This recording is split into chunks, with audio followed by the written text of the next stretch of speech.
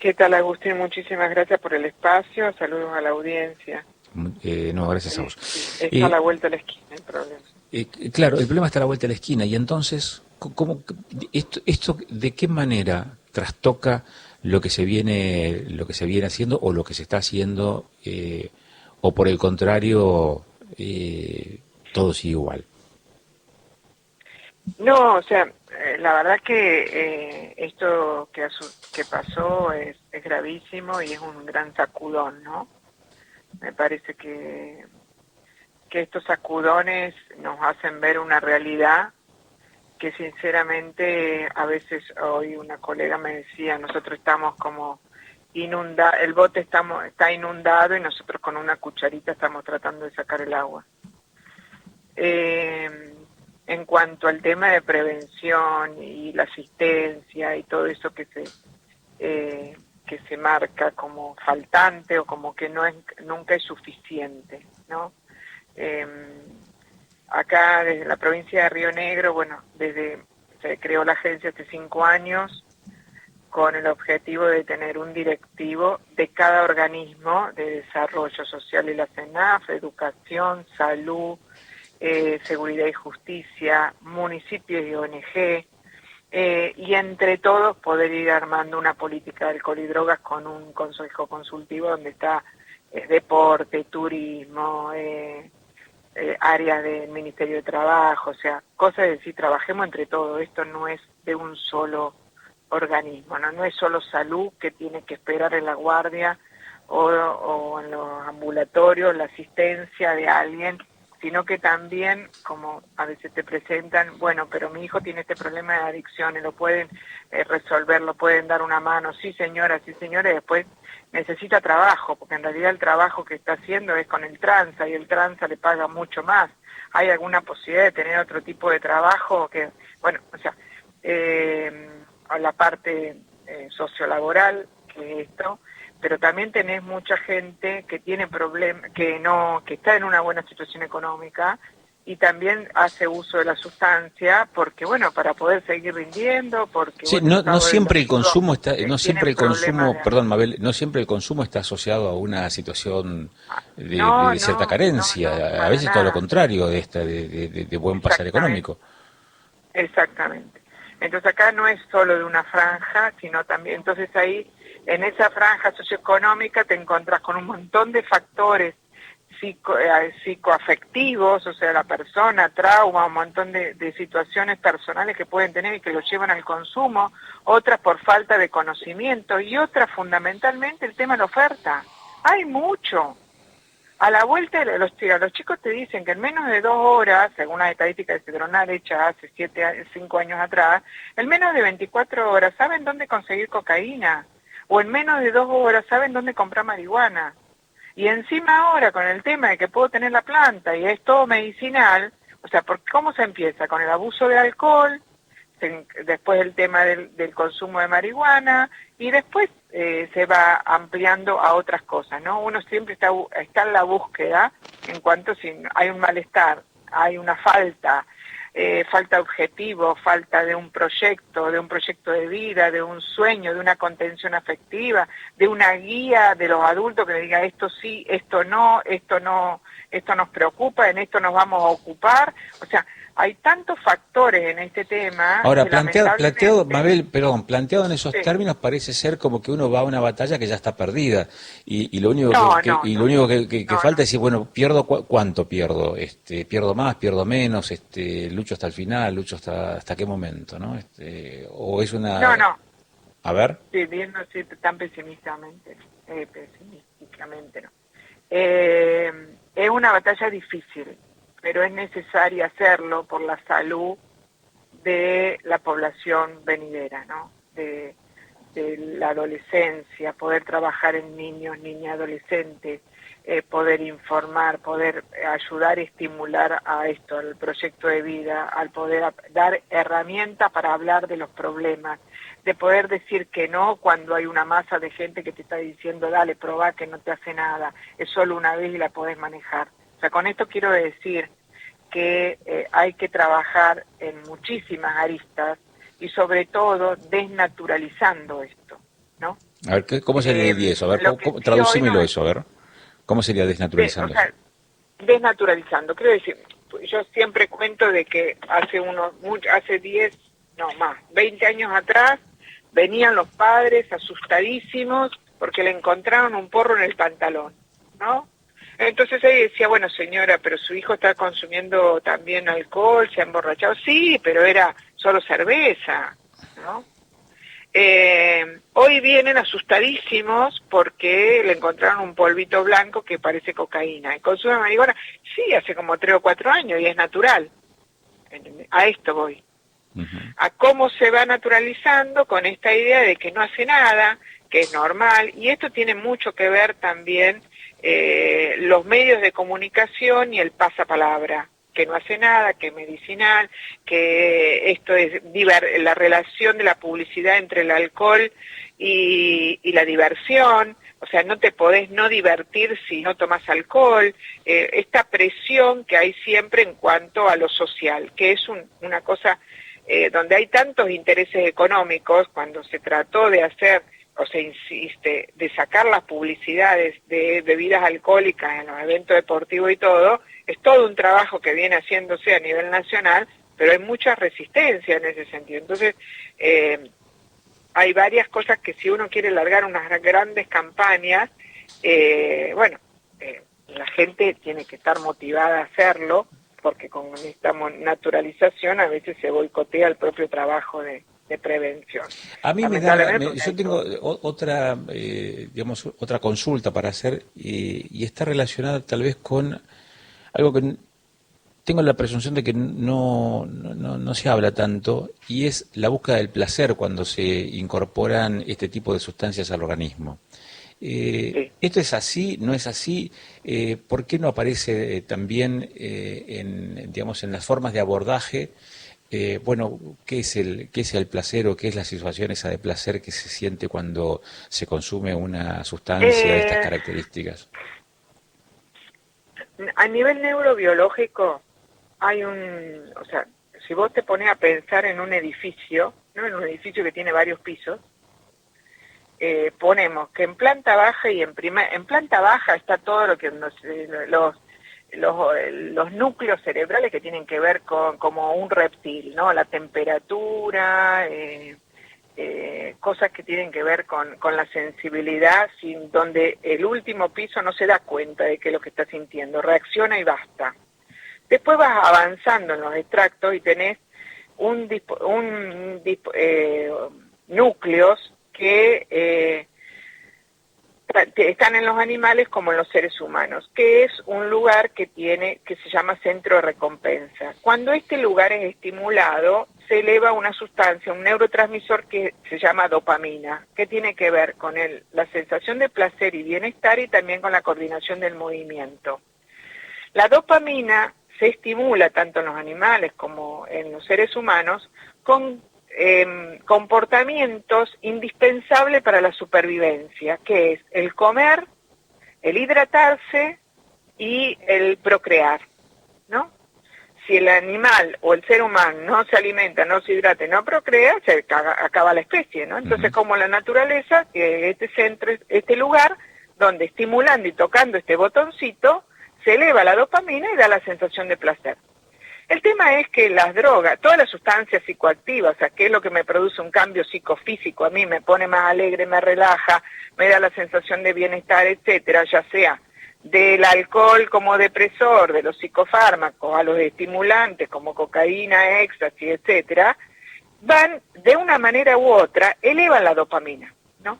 Entonces se va haciendo este circuito de si yo quiero más, yo quiero más, yo quiero más, y cada vez se eleva un poquito más la dopamina y me da esta sensación de mayor placer. Esto lo hace desde el alcohol a otras cosas y también los comportamentales, o sea, desde, qué sé yo, esto del celular, el Facebook. Puse una frase, puse una foto mía y cada 2 minutos voy a ver cuántos likes tengo, ¿no? Cuántos pusieron el dedito para arriba, Sí. cuántos estuvieron de acuerdo, y uno se engancha y bueno, y eso también eleva la dopamina y da placer. También podemos decir que también lo da el deporte, el afecto, un abrazo, el lograr algo, etc. El tema es que cuando el organismo, este sector se va acostumbrando a tener cada vez más dopamina, hay otro núcleo que se llama la amígdala, que tiene que ver con el miedo. El miedo se empieza a activar diciendo, o sea, la amígdala se empieza a activar diciendo, no, che, tengo miedo de que la dopamina hoy no se me eleve a 100, se me eleve solo a 50 o 20. O sea, viste como cuando uno a la noche dice, no, me voy a ir a comprar los puchos porque tengo miedo que mañana cuando me levante me falten, ¿no? Claro. Usted cerró el negocio. Es esto, ¿no? Que uno va sintiendo ese miedo de que le va a faltar y que no lo va a tener. Entonces vos tenés entrampado esto de dos sistemas que tienen que ver con la supervivencia, que uno es la supervivencia por tener el placer y el otro la supervivencia por miedo a que me falte. Este circuito normalmente es controlado con la razón, con el lóbulo frontal o la razón nuestra, que dice, no, mira, no me conviene, mira, me van a hacer la multa si me hacen el control de alcoholemia, mañana tengo que ir a trabajar, tengo este proyecto, mejor dejo, etcétera. Entonces ese control es el que me va diciendo, no, mira, regula la amígdala, regula el placer.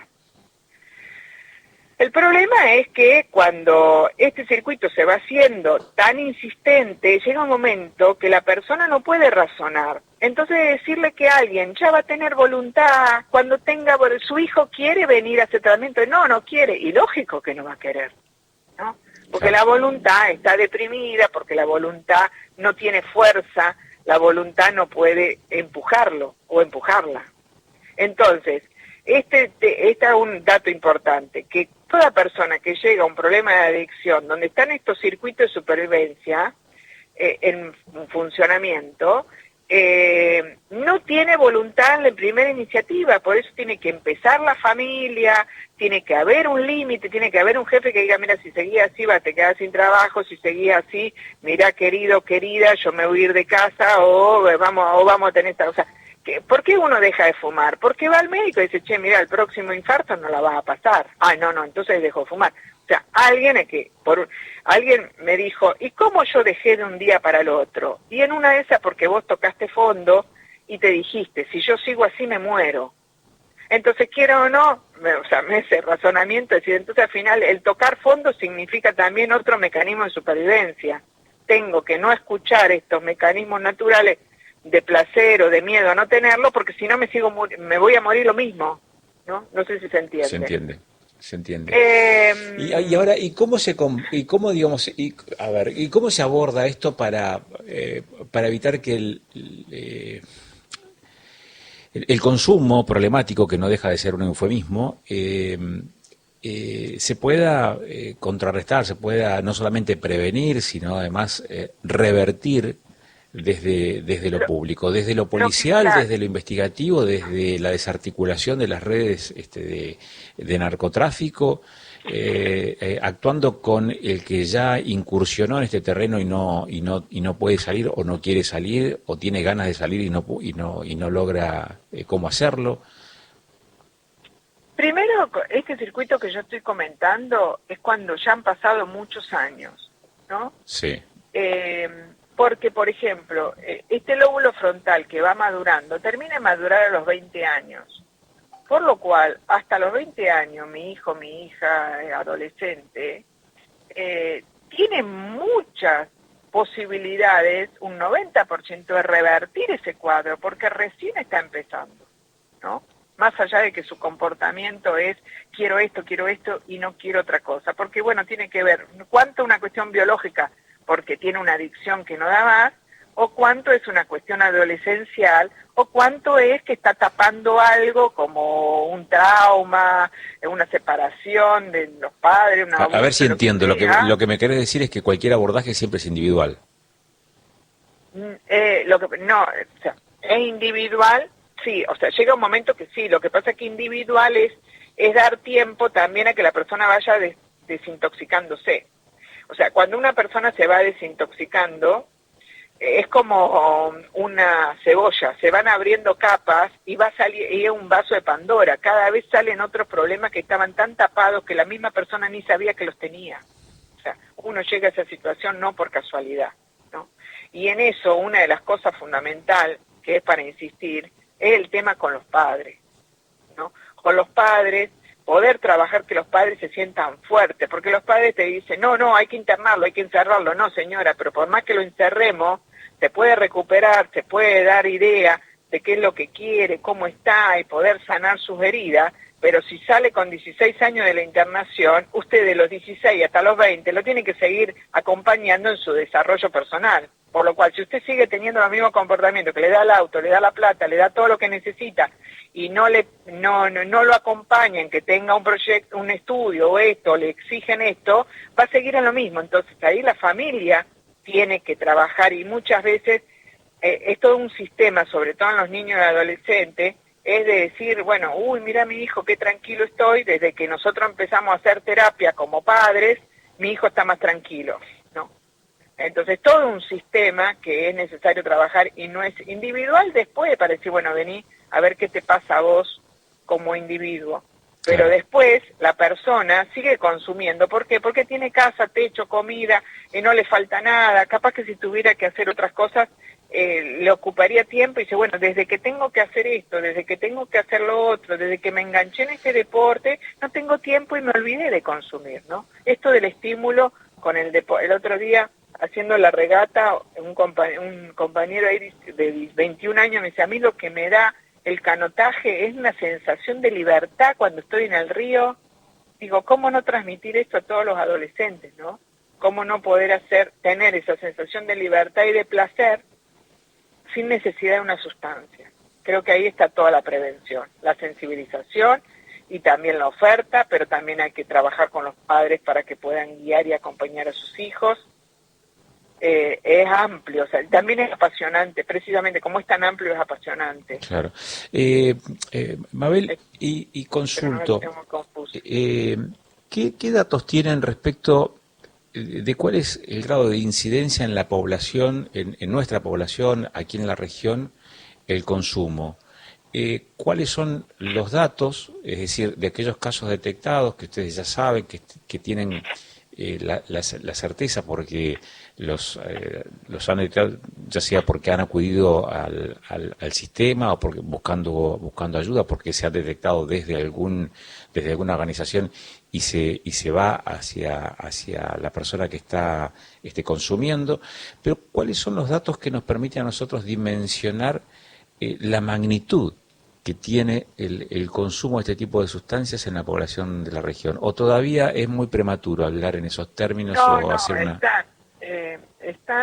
hay datos desde del 2000, en el último fue del 2017 de la Cedronar, donde el 50% aproximadamente de los adolescentes consumen marihuana o han probado marihuana. O sea, una cosa es, porque también vos ahí en eso tenés, ¿fumaste en tu vida? ¿Fumaste en los últimos 30 días? ¿Fumás frecuentemente? Que están fumando frecuentemente, 2 o 3 por semana, un estimativo es un 20%. Pero que ha fumado en su vida para probar por curiosidad, lo que sea, de 2, un adolescente ha consumido. El 20% Respecto al 20% de quién, de qué grupo? yo te digo franja menores de 20 años. O sea, los menores, el 20% de los menores de 20 años han Está consumido o fumando consumen. o sea, no, el 50% El 50%, han consumido marihuana. bien. No, bien no, O sea, de perdón, 2, es una muleticia, uno perdón. consume. Me decías. El 80% de los adolescentes, o sea, en las estadísticas de Sillo, por ejemplo, en Río Negro, el 80% entre 17 y 60 años, 90% ha consumido alcohol, ¿no? Pero lo preocupante es que el 80% en menores de 20 años toman alcohol. Entonces, si vamos, que el sistema, el lóbulo frontal se va desarrollando y va madurando y termina de madurar a los 25, y vos ya tenés un consumo de alcohol o de otras sustancias antes de su maduración, es como que su desarrollo va siendo alterado ya desde el inicio. Te voy a hacer, mira, Eso es lo voy a hacer preocupante. una observación sin ánimo de meterme en un terreno difícil, pantanoso, digamos. Hace algunos años atrás, eh, hablando con un viejo chacarero, con un veterano chacarero, nos decía, mira, cuando nosotros éramos chicos, en la chacra, bueno, teníamos manzanas, peras, era de roca, manzanas, peras, duraznos, yo qué sé, y también teníamos unos cuadros de uva, porque en la chacra había una pequeña bodeguita, se hacía vino casero, vino artesanal, para consumo y algunas damajuanas para vender. Y yo era chico y en la cena se acompañaba el vaso de agua con 2 dedos de ese vino de elaboración. Y nosotros teníamos 12 años, me decía. Pero consumían esa, como te diría que fue un consumo prematuro, un consumo a una edad muy corta. Ahora, cuando ustedes hablan de consumo, cuando se está hablando de consumo, no estás hablando de ese consumo que pudo haber estado naturalizado en alguna época, estás hablando de otro tipo de consumo en mayor cantidad, porque esa es la otra cuestión. ¿En qué medida interviene allí en esa estadística el caudal de alcohol consumido? Sí, es muy acertado lo que vos decís, porque era así. Yo también soy nieta de chacareros y, y también tengo ese antecedente. En cuanto que era hecho en otro contexto, porque también cuánto era diluido en agua o soda, cuántas veces, bueno, escuchaste, los chicos no toman, ¿no? O sea, como que había una cierta conducta. Y la otra cosa fundamental es que no había publicidad. O sea, hace muchos años atrás no estaba esta relación entre felicidad y consumo de alcohol, por ejemplo, ¿no? Y esas cosas, lo que sí estaba en ese periodo era el tema del tabaco. De hecho, mucha gente tiene consecuencias en su salud y ha fallecido por problemas de tabaco, y eso estaba muy naturalizado, cosa que ahora tú hablas con los adolescentes de hoy y te dicen, no, el tabaco es totalmente nocivo, nosotros fumamos marihuana porque el tabaco, porque es más natural, ¿no? Entonces, cuando se tomaba en la bodega o en la chacra, o ese vino casero, era en otro contexto, con otra protección, no era en un boliche bailando y abusando, ¿no? Hoy cuando se habla de consumo, por ejemplo, o sea, el consumo de una persona se mide por tragos. Tragos, ponerle un chop de cerveza o un vaso de vino lleno. En ese caso, eso es un trago. Según la graduación alcohólica, bueno, uno puede decir la medida. El vaso de cerveza es mucho más grande que el vaso de vino, así como la copita de coñac, que tiene mayor graduación alcohólica, es más chiquita. Más o menos un hombre, un masculino, o sea, que puede hacer un consumo normal, son entre 3 a 4 tragos en 24 horas, donde su hígado lo metaboliza bien, toma otros líquidos intercalando, come, o sea, se alimenta, entonces ese alcohol no va directamente al cerebro, ¿no? El problema hoy es 2 o 3 tragos en menos de 2 horas, en 4 horas, en manera masiva y rápidamente.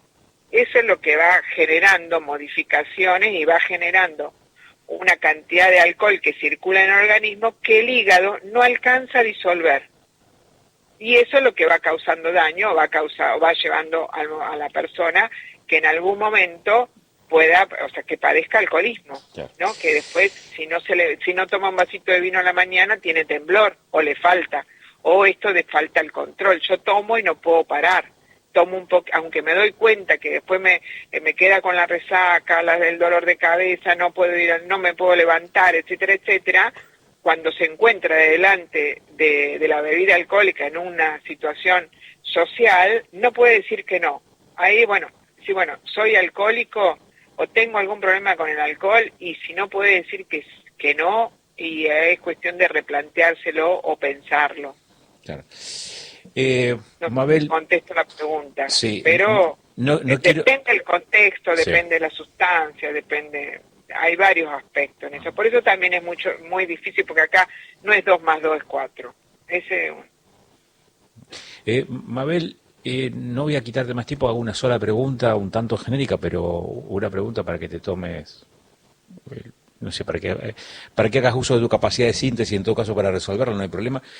Eh, Cuando arrancamos la charla decías, hay mucha presencia de este tipo de sustancias en la vida cotidiana, sí. al punto tal de que en menos de 24 horas o de algunas horas cualquier persona sabe en dónde conseguir cocaína aquí en la región. Hoy tenemos este drama en el conurbano con una veintena de personas fallecidas por el consumo de una sustancia adulterada o envenenada, no sé cómo será la historia, eso se va a determinar en pocas horas más. Y también decíamos, esto está muy cerca, porque está pasando acá muy cerca, el conurbano está muy cerca, mucho más cerca de lo que de lo que uno cree.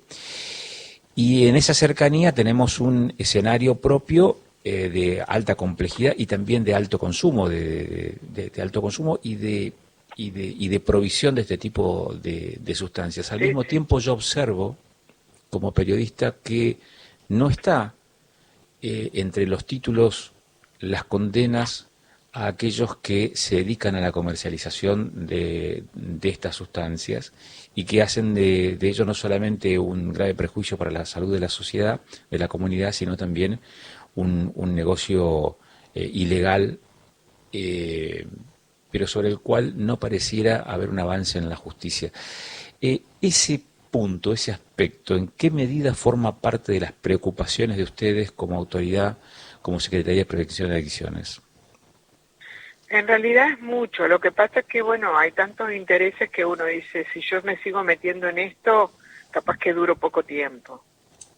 Entonces más vale me dedico a lo que puedo resolver o puedo Porque los ayudar o consumos puedo están en la política acompañar también. sin arriesgarme. No, no, no, pero en todos los ámbitos hay, en todos los ámbitos. Entonces es como que es un campo minado, es un campo minado. Y la otra cosa es decir, bueno, por ley no se puede dar nombre, o sea, a nivel general, si vamos a hacer una franja de la sociedad donde estamos donde estamos todos, desde profesionales hasta gente o sea, gente que está en el poder, a gente que está en situaciones de recurso socioeconómico muy bajo, o sea, tenemos de todo en esa franja de consumo, entonces uno no, en ese sentido es un riesgo. Entonces, bueno, inclusive, o sea, hace 20 años atrás, cuando con un grupo de personas formé parte de una fundación para abrir un centro de tratamiento, bueno, había gente que estaba en el tema de seguridad y apenas empezó a tratar de mover algunos hilos, automáticamente empezó a recibir amenazas, o sea, esto en el ámbito privado, o sea, no tiene nada que ver con la política, empezó a recibir amenazas, por lo cual dijo, mejor me dedico a lo que puedo, que es abrir un dispositivo para asistir a la gente que necesita o que quiere recuperarse. Entonces, en ese sentido, es preocupante ese sentido. Yo lo creo.